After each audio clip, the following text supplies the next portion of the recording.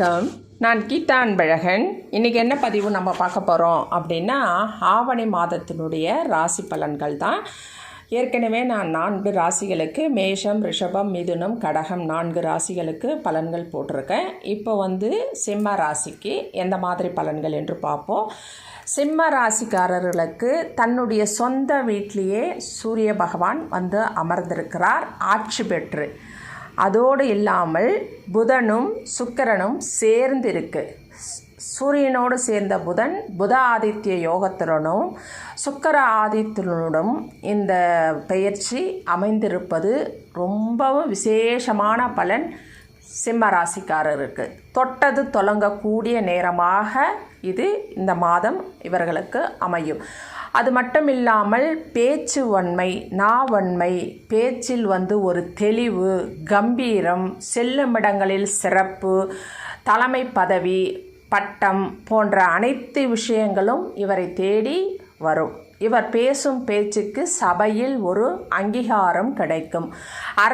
அரசாங்கம் சார்ந்த விஷயங்களில் ஒரு நல்ல எதிர்பார்ப்பான முடிவுகள் உங்களுக்கு சாதகமாக கிடைக்கும். புதிய பதவிகள் கிடைக்கும்.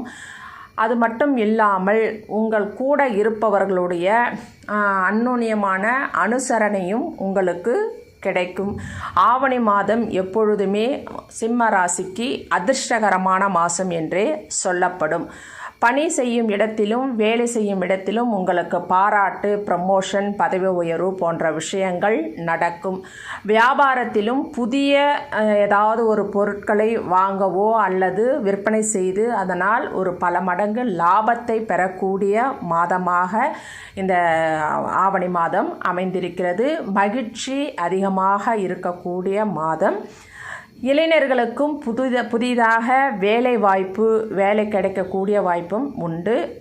கவர்மெண்ட் சம்மந்தப்பட்ட படிப்பு படிச்சிருக்கீங்க, டிஎன்பிசி அல்லனா கவர்மெண்ட் காலேஜில் வேலை செய்யணும் அப்படின்னு நினைக்கிறவங்களுக்கு அதற்கான வாய்ப்பு உங்களுக்கு கண்டிப்பாக கிடைக்கும். படிப்பில் ஆர்வம் அதிகரிக்கும். படிப்பில் வெற்றியும் உங்களுக்கு நல்ல விதத்தில் கிடைக்கும். அது மட்டும் இல்லாமல் குழந்தைகளுக்காக கல்விக்காக கடன் வாங்க வேண்டிய சூழ்நிலையும் ஏற்படும். குழந்தைகளுடைய கனவு நனவாகும். அதுவும் இல்லாமல் இந்த சிம்ம ராசிக்காரர்கள் இந்த ஆவணி மாதத்தில் சூரிய பகவானை வழிபாடு கண்டிப்பாக செய்ய வேண்டும். பேச்சில் கொஞ்சம் கோபம் அதிகமாக இருக்கும். அதை நீங்கள் குறைத்து கொண்டு கொஞ்சம் நிதானமாக யோசித்து பேசினீர்கள் என்றால் நீங்கள் வெற்றி கொடியை நாட்டுவீர்கள். உடல் ஆரோக்கியம் கொஞ்சம் பார்த்து கொள்ள வேண்டும். ஏனென்றால் கொஞ்சம் உஷ்ணம் அதிகமாகும். அதனால் உஷ்ணம் சம்பந்தப்பட்ட உணவுகளை தவிர்த்து குளுமையான உணவுகளை எடுத்துக்கொள்ள வேண்டும்.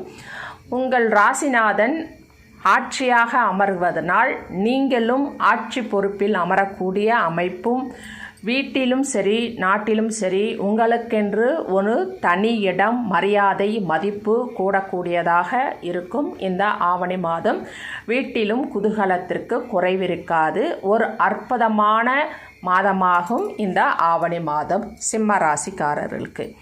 அடுத்து கன்னிராசி. கன்னிராசி சேர்ந்தவர்களுக்கு இந்த ஆவணி மாதம் எப்படி இருக்குது அப்படின்னா, விரயஸ்தானத்தில் சூரிய பகவான் சஞ்சரிக்க உள்ளார். இதன் காரணமாக நீங்கள் நிதி நெருக்கடி, பணப்பற்றாக்குறை ஏற்படுவதற்கான வாய்ப்புகள் உண்டு. வரவுக்கேற்ற செலவுக்கேற்ற வரவும் இருக்கக்கூடிய மாதமாக இந்த மாதம் அமைந்திருக்கிறது. நீங்கள் பயணம் செய்யும் பொழுது சற்று எச்சரிக்கையாக கவனமாக இருக்க வேண்டிய மாதம் இது. கல்வி வேலை தொடர்பாக வெளிநாடு செல்ல முயற்சி செய்பவர்களுக்கு உங்களுடைய முயற்சிகள் வெற்றி பெறும். உங்கள் ஆரோக்கியத்தில் கண்டிப்பாக கவனம் இருக்க வேண்டும். கண் தொடர்பான பிரச்சனைகளும் ஏற்பட்டு மறையக்கூடிய அமைப்பு இந்த மாதம் இருக்கிறது.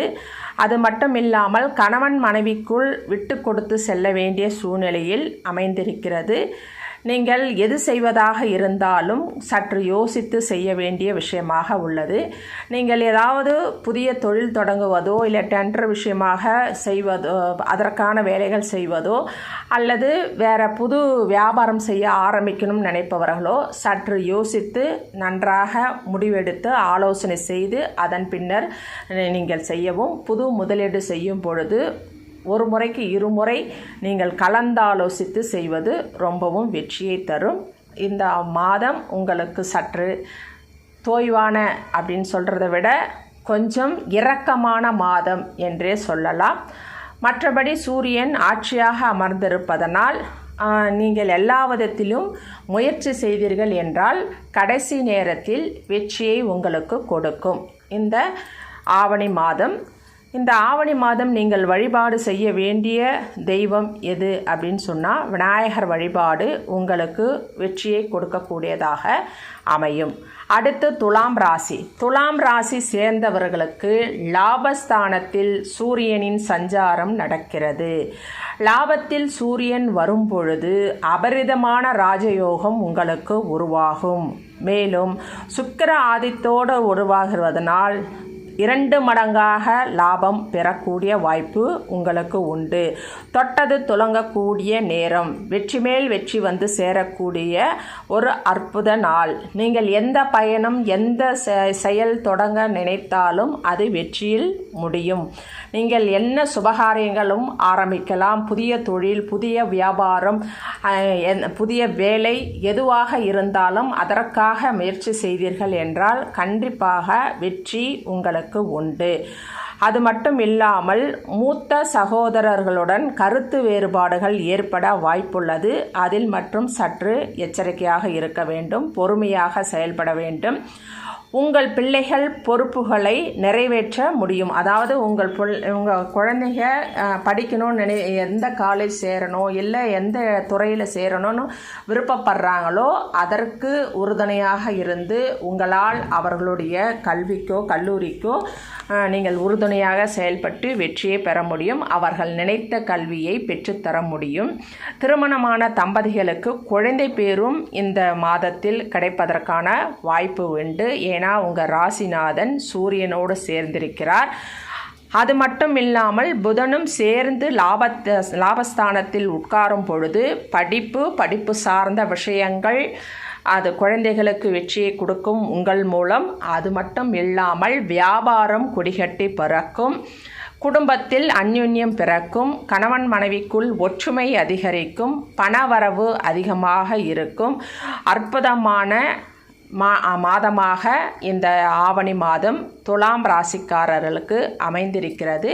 இவர்கள் வழிபாடு செய்ய வேண்டிய தெய்வம் மகாவிஷ்ணுவையும் மகாலட்சுமியும் அருகில் உள்ள பெருமாள் ஆலயம் சென்று வழிபாடு செய்யலாம். வாய்ப்பிருந்தால் ஸ்ரீரங்கம் ஒரு முறை சென்று வந்தால் உங்கள் வாழ்க்கையில் ஒரு அற்புத மாற்றத்தை காண முடியும்.